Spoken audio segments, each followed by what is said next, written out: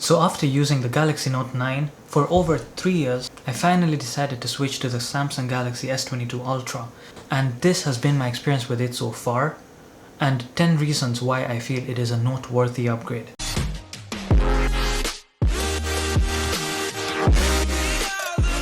Since these phones were released around 3 years apart, there are quite a few major differences between them, and I also understand that the average smartphone user upgrades their device between 2 to 3 years, so this video would be perfect for all of you who are looking to finally upgrade and need an unbiased review. So I'll be naming the 10 biggest factors for the upgrade. Although they're not limited to these are the biggest reasons that I found to upgrade in my opinion. And as a bonus, I'll name 5 things that I miss most from the Note 9 on the S22 Ultra. Pretty sure you guys know a few reasons already, and these are things that Samsung really shouldn't have changed within these 3 years. So number 1 is the processor.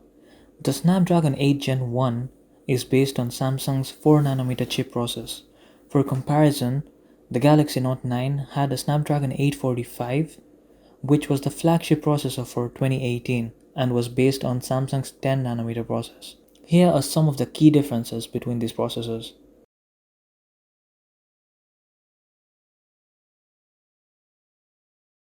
So as you can see by the benchmarks and specs, the Snapdragon 8 Gen 1 is a lot faster and much more efficient, and from real life usage, I can say that this is a lot snappier and performs much better in games and apps.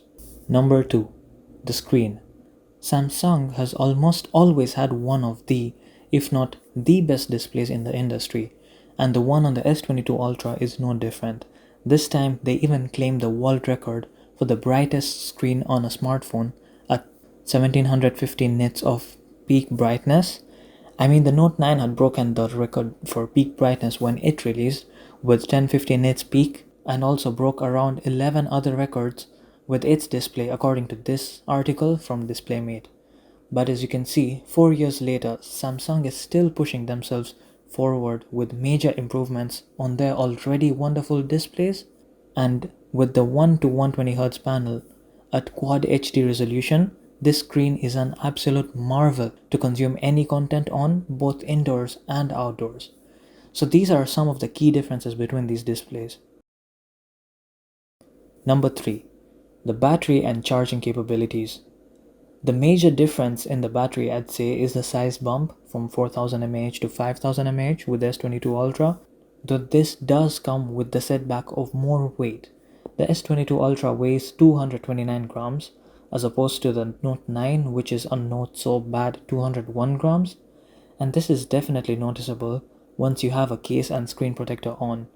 Also, the charging speeds have been bumped from 15 watts to 45 watts wired charging and 10 to 15 watts in wireless charging. This is not such a big difference compared to other Android flagships that have up to 100 watts of charging. However, the charger isn't included in the box, which is a pretty bad move by Samsung and other companies that do this too, Apple. Also, there is a wireless power share feature that allows you to wirelessly charge other devices from the back of your phone up to 4.5 watts, which comes in pretty handy when you need a little juice on your earphones or watch on the go. Number 4. The software. Now this is something that I've had a problem with Samsung for a long time, and I think they finally fixed it. The Note 9 came with Android 8.1 out of the box and only had 2 major upgrades, which is up to the Android 10. This is basically unacceptable, and most customers had a problem with it. Samsung did start giving 3 major upgrades to the S10 and above phones, but that basically ignores Note 9 and the before users. However, the S22 Ultra ships with Android 12, which is the One UI 4.1, and promises 4 major upgrades up to Android 16, which is a step in the right direction from Samsung, and I think that Google and other companies should follow this as well. Coming to One UI 4.1, everything is great about it. It takes stock Android 12 and gives it the Samsung spice to make it look really nice and snappy. I love the animations, and the Material You concept is pretty good. It feels like the phone is a lot more personalized with this. Next are the cameras. However, this category is so huge that I'll split it into 4 different points. So number 5 is the selfie camera. Yes, it deserves an entire category just because of the amazing improvement that it has and how we use the selfie camera for a lot of things. First of all, it goes from 8 megapixels to 40 megapixels, which is a huge improvement, and the video recording goes from a measly 1440p at 30 fps to 4K at 60 fps. Video calls also get significantly better with the microphones having great improvement like this. So for selfie video in the day, this is the audio on the Galaxy S22 Ultra and this is the audio on the Galaxy Note 9. You guys let me know what you think is better. It's kind of a long list as it goes from 2 not bad rare cameras to 4 outstanding cameras. Number 6 is the main camera. This includes both photos and videos. Firstly, the huge improvement is the main camera going from 12 to 108 megapixels, which allows for 8K video recording now. The sensor, lens, glass, optical image stabilization, and laser autofocus are all major improvements. And number 7 is the other cameras. The 10 megapixel periscope telephoto with 10x optical zoom, the 10 megapixel telephoto with 3x optical zoom, and the 12 megapixel ultra wide, which also doubles as the macro camera. The zoom lenses come with optical image stabilization. And finally, number 8, which is the fourth point for cameras, is the night mode, or what Samsung calls the nightography. When I first got the Note 9, it blew my mind with amazing shots it took in low light. However, as time passed by, a lot of improvements have been made in nighttime photography and videography by all the other phone companies, as they realize that people need the most improvement at night, as most cameras already do pretty well in the day. Now the S22 Ultra takes that to the next level with its night mode videos and photos. So how do all these differences reflect to real world usage? Well, next up, number 9 is the storage and memory. The Note 9 came with a base of 6GB RAM and up to 8GB RAM max. I have the 6GB RAM option and it was plenty for me honestly. And the base RAM option on the S22 Ultra is 8GB with a max of 12GB RAM, which is this model.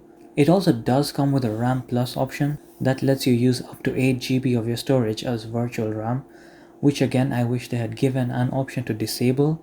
Storage wise, I had the 128GB version with the Note 9, but I still use the 256GB SD card. But since that's not the option on the S22 Ultra, I had to go with the 512GB version. So it basically doubles the RAM and quadruples the internal storage. And additionally, the S22 does go up to the 1TB version. A couple of things to note here though are that the storage does go from UFS 2.1 to UFS 3.1, and the USB-C goes from USB 3.1 to 3.2, so it's much faster. The memory also goes from LPDDR4X to LPDDR5, so that's faster too. And finally, number 10 would be the speakers and microphones. Although there's not a huge gap, the speakers do sound a lot cleaner and pack much more bass. I love the Dolby Atmos sound profiles as well as the AKG tuning on the speakers. The Bluetooth also goes to 5.2 now, so the wireless earphone connectivity gets much better too. Based on all of these, you can see that the S22 Ultra is a pretty significant upgrade, but there are still things that I miss from my Note 9. Firstly, I miss the rear fingerprint scanner. I don't mind the under display one honestly, but it's just a lot more time taking, as the Note 9 would basically come out of my pocket unlocked every time, and I could just use the fingerprint scanner to scroll down for notifications without having to reach up all the way on the screen. I also miss the IR front iris scanner, as it was a pretty secure way to unlock the phone rather than the fingerprint and face unlock, which wouldn't work with a mask. Another thing that was pretty much unused in most cases, but I still miss, it's the heart rate sensor on the back. It could scan both heart rate and SpO2, which was pretty cool, except the Galaxy Watch 4, which I just took with the S22 Ultra, takes that to the next level, so I don't need it on the phone anymore. And number 4 is something that I miss a lot, but not the most: the micro SD card slot. I've used all kinds of SD cards, from 4 or 8GB ones back in the day to 128 and 250GB ones with the Note 9, and this was one of the reasons I hadn't upgraded for a while. Once Samsung removed the SD card slot, I thought that I should switch to the Asus ROG phone or another one with the SD card, but Samsung still manages to pull off the cameras and displays that are extraordinary, so I let the SD card slot go. And finally, number 5 is something that almost everyone out there would agree with. It's the 3.5mm headphone jack. I mean, the ROG phone manages to house a 6000 mAh battery, a micro SD card slot, and a headphone jack. Understand that there's an S Pen on the S22 Ultra, but they should have never removed the headphone jack. It's what helped me back from upgrading for such a long time, and I wouldn't have upgraded unless the S22 Ultra didn't come with all the other improvements. Now don't get me wrong, I do use wireless earphones, the Sony WF-1000 XM4s, and I love them, but the microphone quality on them is not even better than the AKG wired earphones that were included with the Note 9. Okay, so I believe that the S22 Ultra is a pretty great upgrade for those going from a Note 10 or below, and it's even an amazing phone for those looking to switch to the Samsung ecosystem. For those with an S20 or S21 Ultra, it might or might not be a suitable upgrade depending on what you are looking for, as it's mostly software but not hardware improvements, and it's all the new Note features, so if you're looking to get a noteworthy phone, I guess that's a really good option. All in all, it's not perfect, but I can guarantee that it's a jack of all trades: battery life, cameras, display, software, and AI. Hope you guys find this review helpful, and let me know if you'd like any other videos on S22 Ultra. So peace, and see you in my next.